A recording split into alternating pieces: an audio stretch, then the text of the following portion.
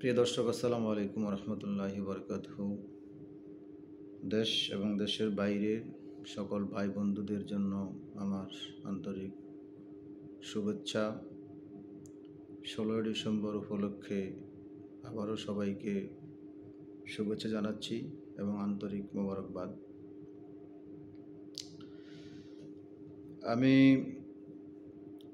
সকালেই দুইটা ভিডিও দেখলাম ইন্ডিয়ার কুলাঙ্গার বলবো আমি এখন, কারণ এতদিন পর্যন্ত আমি ইন্ডিয়ার ব্যাপারে বা ইন্ডিয়ার যে সমস্ত ভাইরা কথাবার্তা বলেন বাংলাদেশকে নিয়ে, তাদের ব্যাপারে অদ্যাবধি তেমন কোনো কঠিন কথা বলিনি। যা বলেছি সম্প্রীতির বজায় রেখেই আমি কথা বলেছি, তারা যেন শালীন হন। কিন্তু আজকেও দেখলাম তাদের গতকালকের ভিডিও, এত কুৎসিত তাদের চিন্তাভাবনা, এত খারাপ তাদের মনের ভাষণা।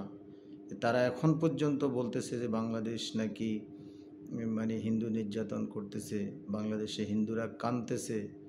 সুতরাং যদি তারা মানে থ্রেট দিচ্ছে, যদি বাংলাদেশে হিন্দুদের কান্নার আওয়াজ শোনা যায় তাহলে সেটা বাংলাদেশের জন্য খুবই খারাপ হবে।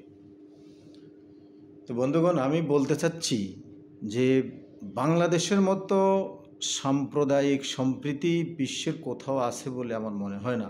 অদ্যাবধি বাংলাদেশে এ ধরনের কোনো ঘটনা ঘটছে আমার জানা নেই। কারো জানা থাকলে কমেন্টস করতে পারেন যে অমুকখানে, অমুক জায়গায়, অমুক জেলায়, অমুক থানায়, অমুক এলাকায় মুসলমানরা হিন্দুদের উপর নির্যাতন করেছে।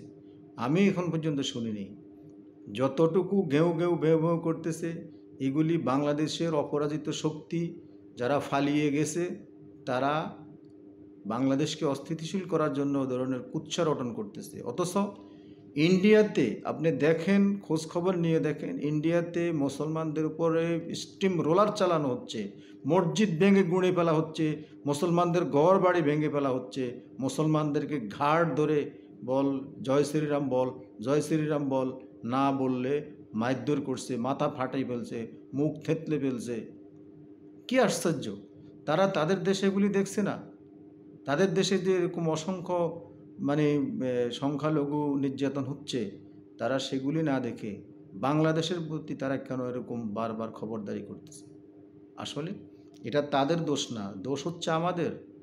আমরা যারা নিজেকে উজ্জীবিত করার জন্য বাংলাদেশে পুনরায় প্রতিষ্ঠিত হওয়ার জন্য চেষ্টা করতেছি, তারাই তাদেরকে পুষলামি দিয়ে, তাদেরকে খোঁচা দিয়ে এই কাজগুলো করাচ্ছি। সুতরাং আমি সকল ভাই বন্ধুকে বলবো, আপনারা সতর্ক থাকেন, যার যার অবস্থান থেকে আপনারা প্রতিবাদ করেন। বাংলাদেশকে নিয়ে এ ধরনের ষড়যন্ত্র যেন তারা করতে না পারে। সমস্ত আমি বলবো এরা চামচিকার বাচ্চা, ওরা আমাদেরকে বিভিন্ন অস্ত্রের ধমকি দেখাচ্ছে। অস্ত্র লাগবে না, আমরা মুসলমান, আমাদের কালেমাই হচ্ছে আমাদের একমাত্র অস্ত্র। আমরা যদি নারায়ে তাকবীর স্লোগান দিয়ে রাস্তায় নেমে যাই, তাদের খুঁজে পাওয়া যাবে না। সুতরাং আপনারা যেখান থেকেই পারেন আপনাদের প্রতিবাদ আপনারা জানাবেন।